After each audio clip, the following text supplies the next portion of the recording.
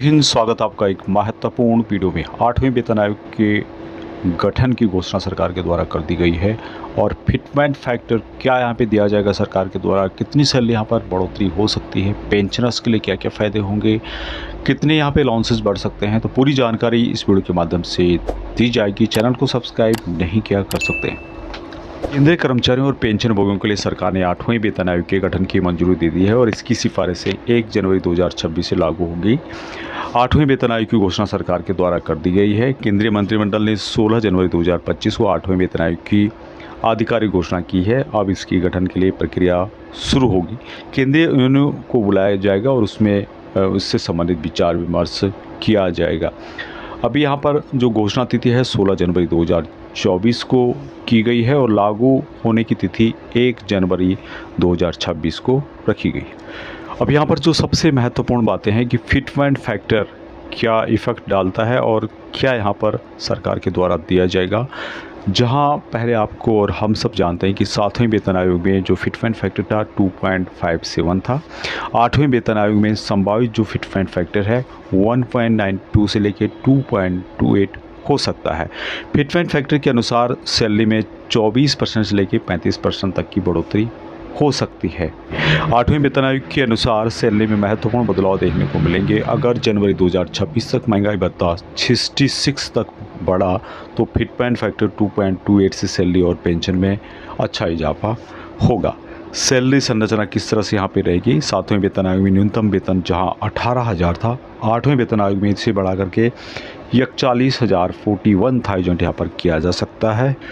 अभी उम्मीद और अनुमानित लाभ क्या क्या मिल सकते हैं उसके बारे में यहाँ पे बताया गया है। सैलरी स्लैब का अनुमान यहाँ पे बताया गया है कि लेवल 1 में जो 7वें वेतन आयोग में सैलरी मिनिमम थी यहाँ पर 18,000 रुपये थी, 8वें वेतन आयोग में बढ़कर के 41,000 तक हो सकता है। लेवल 6 की जो सैलरी थी 35,400 से लेकर के अभी 8वें वेतन आयोग में 80,000 तक हो सकता है। लेवल 10th में जो सैलरी अभी दी जा रही है 56,100 रुपये और 8वें वेतन आयोग की गठन के बाद लागू होने के बाद 1,27,680 रुपये यहाँ पर सैलरी हो सकती है लेवल 10 की।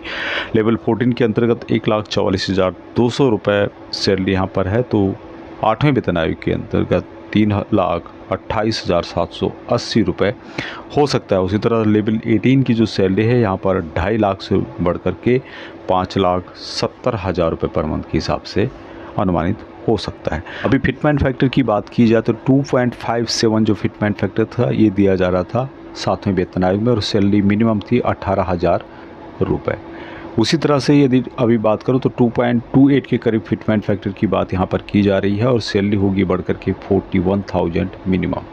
तो यहाँ पर ध्यान देना होगा कि फिटमेंट फैक्टर का इतना प्रभाव नहीं पड़ता है और भी बहुत सारे बातें हैं जो कि इफ़ेक्ट डालती हैं। यदि मैं बात करूँ तो यहाँ पर 2.28 जो फिटमेंट फैक्टर है वहाँ कम है लेकिन सैलरी यहाँ पर बढ़ के मिल रही है, तो इसका मतलब यह है कि बहुत सारी और भी बातें हैं वो भी यहाँ पर प्रभाव डालती हैं। हालांकि यहाँ पर 2.28 फिटमेंट फैक्टर की बात की जा रही है लेकिन ये यहाँ पर नहीं मिलने की संभावना है, बल्कि 1.92 तक ये फिटमेंट फैक्टर दिया जा सकता है सरकार के द्वारा, ऐसा अनुमान और न्यूज़ चैनल के माध्यम से यहाँ पर ये संभावना बताई जा रही है।